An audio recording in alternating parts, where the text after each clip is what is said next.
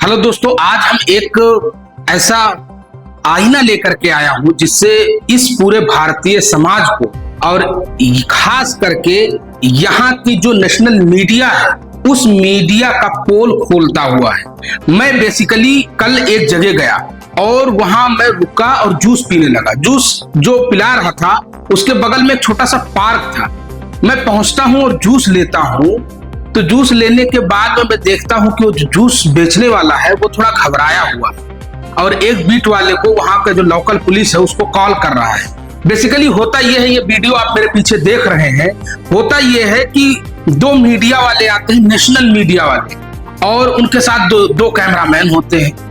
दो लोगों को एक पोस्टर पीछे से पकड़वा करके, वो पोस्टर बेसिकली उसके पीछे सीन ये था कि वो जूस वाला पीछे रखे हुए था, पूरा कहीं और का पोस्टर था, पुराना अपने यूज में लेने वाला था या कैसे था।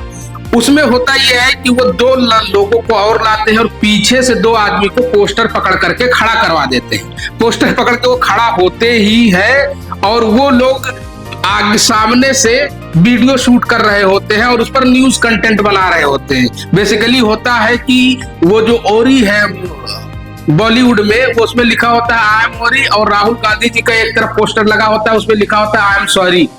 अब बेसिकली मैं यहाँ एज ए पत्रकार आपसे बात कर रहा हूँ, एज ए जर्नलिस्ट आपसे बात कर रहा हूँ कि क्या आन पड़ी थी कि एक पोस्टर वेस्ट बन चुका हो, वो पुराना हो या कहीं और का हो, उस पोस्टर को दो लोगों को खड़ा करके नई न्यूज कंटेंट क्रिएट करना, नया वो एक कंट्रोवर्सी बनाना। तो बेसिकली जो भी लोग उसे fourth pillar of democracy media को कहा जाता है, जो भी इस देश में लोग रह रहे हैं, खास करके जिनका मीडिया पे इतना ज्यादा भरोसा है उसके इंफॉर्मेशन पर, तो बेसिकली ये जान लीजिए कि मीडिया, नेशनल मीडिया कम प्रोपेगेंडा का पार्ट ज्यादा बन चुका है। लेकिन यहाँ एक और मसला समझने की है कि जब तक ये मीडिया इस तरह से प्रोपेगेंडा रचता रहेगा तो जो फेयर साइकोलॉजी लोगों की काम करती है या जो लोग इंफॉर्मेशन बेस्ड अपने डिसीजंस लेते हैं, तो क्या उस इंफॉर्मेशन का एनालिसिस करने लायक है?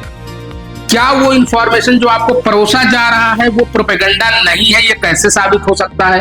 तो ये मेरा कहना है कि आज के टाइम पीरियड में, आज के वक्त में ये मानना कि मेन स्ट्रीम, सारी मीडिया नहीं, कुछ स्ट्रीम, मैं आपको ये वीडियो भी शो कर रहा हूं, ये मेरा रिकॉर्ड किया हुआ है और मैं जूस वाले से पूछा भी कि क्या हो रहा है, तो उसने सारी डिटेल मुझे बताई। मेरे पास ओरिजिनल वीडियो है। मैंने इस वीडियोस में जो दिख रहे हैं उनको ब्लर इसलिए किया है ताकि प्रोफेशनलिज्म झलके और प्रोफेशनल वे में लगे।